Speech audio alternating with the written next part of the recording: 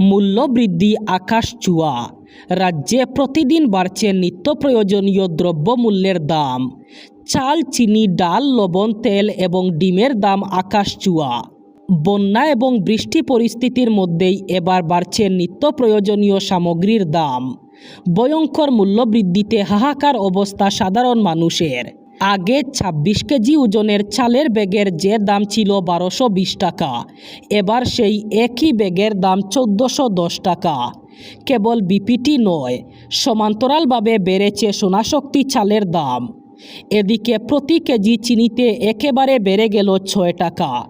আগে ৪৮ টাকায় চিনি পাওয়া যেত, এবার সেই চিনি বিক্রি হচ্ছে ৫৪ টাকায়।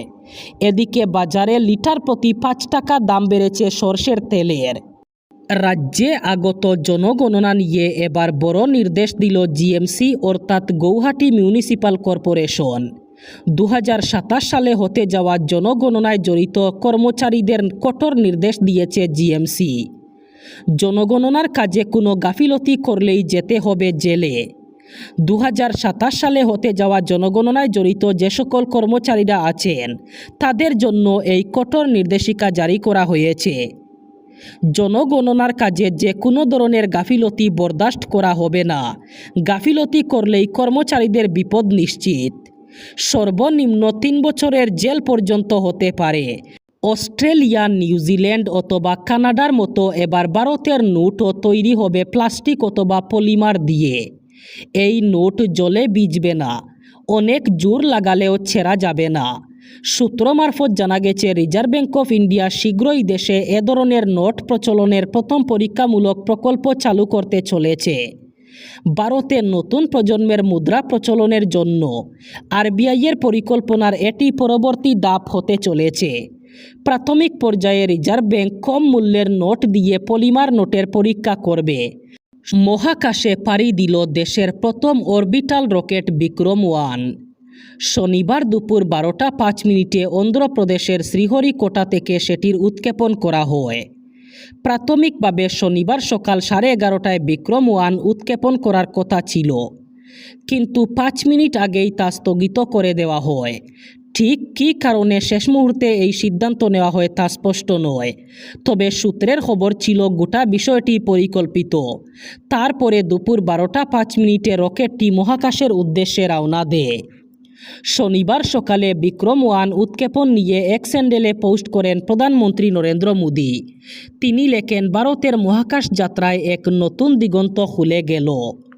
নিয়ম মেনে তৈরি হয়নি, নেই কোনো অমুসলিম সদস্য, তাই কেরলের ওয়াকফ বোর্ডকে বাতিল ঘোষণা করল সে রাজ্যের হাইকোর্ট। কেরল হাইকোর্ট জানিয়ে দিল, আইন মেনে তৈরি না হলে ওয়াকফ বোর্ড কাজ করতে পারে না।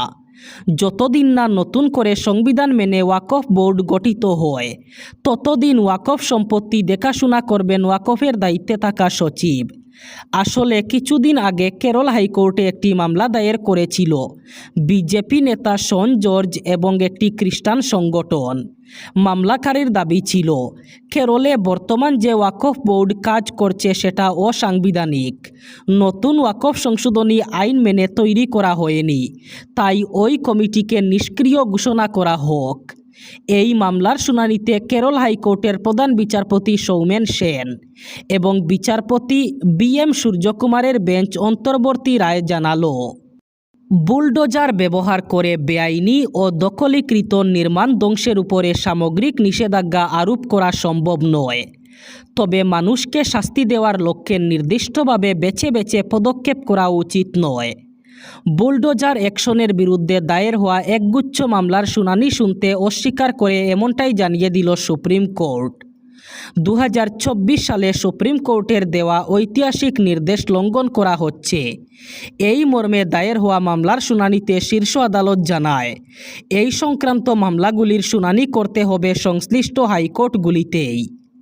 প্রধান বিচারপতি সূর্যকান্ত, বিচারপতি জয়মাল্য বাগচি এবং বিচারপতি ডি মোহনার বেঞ্চে শুনানির সময় বিচারপতি বাগচি বলেন, প্রশাসন এবং অবৈধ দখলদারদের মধ্যকার আতাতের ফলে যখন আইনের প্রশাসন রুদ্ধ হয়ে পড়ে তখন বুলডোজার ব্যবহারের প্রয়োজন দেখা দেয়, কিন্তু আইন বাস্তবায়নের আড়ালে কোনো ব্যক্তিকে নির্দিষ্ট টার্গেট করে হিসাবে বেছে নেওয়া উচিত নয়। দিল্লির যন্তর মন্তরে আন্দোলন দমাতে গিয়ে পরিস্থিতি আরও জটিল করে তুলল প্রশাসন। নিট প্রশ্ন ফাঁস কেলেঙ্কারির প্রতিবাদে অনশনরত পরিবেশবিদ সোনাম ওয়াংচুককে শনিবার হাসপাতালে নিয়ে যায় দিল্লি পুলিশ। কিন্তু এই পদক্ষেপের কয়েক ঘন্টার মধ্যেই আন্দোলনের রাশ ধরে নতুন করে অনশনের কথা ঘোষণা করলেন ককরোচ জনতা পার্টির প্রতিষ্ঠাতা তথা প্রধান অভিজিৎ দীপকে। সোনাম হাসপাতালে চিকিৎসাধীন থাকলেও আন্দোলন যে থামছে না তা স্পষ্ট করে দিয়েছেন তিনি। এদিন যন্তর মন্তরের প্রতিবাদ মঞ্চ থেকে সোনাম ওয়াংচুককে সফদরজং হাসপাতালে স্থানান্তরের পর সেখানে উত্তেজনা চরম আকার নেয়। অভিজিৎ দীপকের অভিযোগ, দিল্লি পুলিশ তাকে যন্তর মন্তরের বিক্ষোভস্থলে ঢুকতে বাধা দেয় এবং বিনা প্ররোচনায় মারধর করে আটক করে। সোশ্যাল মিডিয়ায় অনশনের বসার কথা জানিয়েছেন অভিজিৎ। ফিলিস্তিনের গাজা উপত্যকায় ইসরায়েলি হামলায় আরও অন্তত 14 ফিলিস্তিনি নিহত হয়েছেন। মৃতদের মধ্যে 8 জন একটি জানাজার শোভাযাত্রায় অংশ নিতে জড়ো হয়েছিলেন। এই হামলায় অন্তত 20 জন আহত হয়েছেন। শুক্রবার মধ্য গাজার নুসেইরাত শরণার্থী শিবিরে আল বালাথা বাজার এলাকায় ঘটনা ঘটে। গাজার সিভিল ডিফেন্স সংস্থা ও আল আয়দা হাসপাতালের তথ্য অনুযায়ী আহমাদ ইয়াসিন মসজিদের বাইরে জানাজার শোভাযাত্রা শুরু হওয়ার অপেক্ষায় থাকা মানুষের উপর একটি ইসরায়েলি ড্রোন হামলা চালায়। প্রত্যক্ষদর্শীদের দাবি, নিহতরা এর আগে একই এলাকায় পৃথক এক হামলায় নিহত এক ফিলিস্তিনির জানাজায় অংশ নিতে সেখানে জড়ো হন। এই হামলার বিষয়টি স্বীকার করেছে ইসরায়েলি সেনাবাহিনী।